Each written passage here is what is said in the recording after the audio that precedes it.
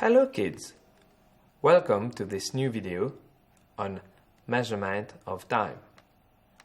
During this lesson, we will focus on how time is measured and the instruments that we commonly use in our science laboratories. We have seen in lower grades that the SI unit of time is the second. Moreover, some commonly used units are minutes, hours, days, months, years, etc. Let us now have a look at the different instruments used to measure time. The first instrument is the stopwatch. We have two types of stopwatches. We have the analog stopwatch, which measures time to the nearest 0.2 seconds. Furthermore, we have the digital stopwatch, which measures time to the nearest 0.01 second. The analog stopwatch consists of two press buttons. The left one starts and stops the timing. The middle press button resets the needles back to the initial position. The analog stopwatch has two needles with two respective scales. The bigger one measures time in seconds, and the smaller one measures time in minutes. When the second hand completes one revolution, it implies that 1 minute has elapsed and the minute hand will move one division on the scale. Let's take an example. Here our second hand is on 11 seconds and our minute hand is on 0. This implies that our time is 11 seconds. Do you get it, kids? It's rather easy to understand. Let's take a second example. This time, our second hand is on 10 seconds and the minute hand is on the first division, implying the time will be 1 minute and 10 seconds. In this slide, we will have a look at the digital stopwatch. Let's observe how it works. On its upper right, we have a start press button on which we press on to start and stop our timing. To reset our stopwatch, we press on the reset button on the left of our stopwatch. In the middle of our stopwatch, the mode button provides different modes of operation, which we will not cover for now in our lesson. Let's now focus on the display.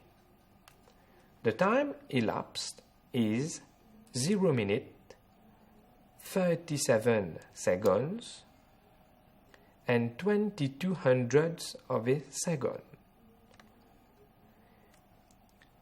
it is written as 37.22 seconds.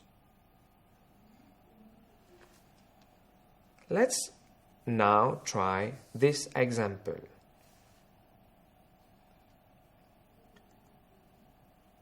Did you get 12 minutes and 37.11 seconds? Good. Let's proceed to another example then.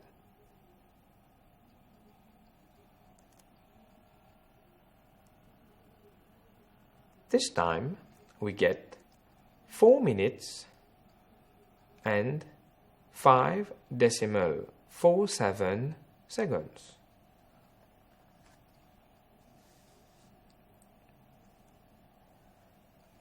Our next instrument is the simple pendulum. It reminds us of the old grandfather's clock, right? The simple pendulum consists of a bob, which is a metallic spherical ball, usually made of brass. The bob is tied to a string, which is itself secured in a split cork. The whole setup is then clamped to a retort stand. The simple pendulum is made to swing, and the time taken to complete one full swing is recorded using a stopwatch. This time taken is called the period, and one full swing is called an oscillation. On our diagram, L denotes the length of the string measured from the midpoint of the bob to the split cork. Let's recall what we have just learned.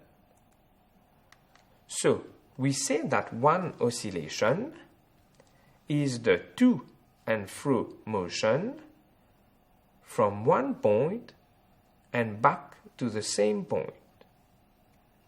It is an example of a regularly repeating motion. We also learned that the period is the time taken to complete one oscillation. When our simple pendulum is set into oscillation, it reaches two extremities, namely A and B.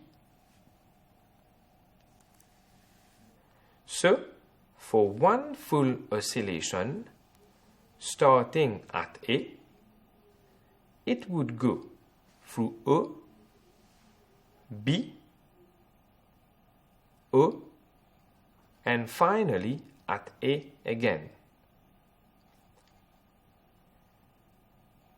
If we started recording at O, it would go through B, O, A, and finally O again.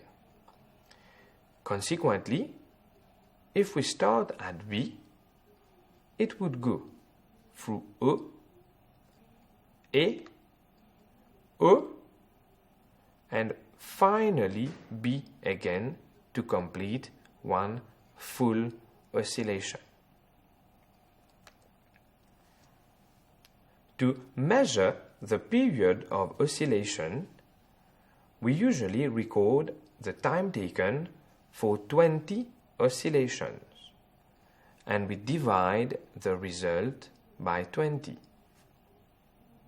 For example, if the time for 20 oscillations is 46 seconds, the time for one oscillation will be 46 divided by 20, which gives us 2.3 seconds.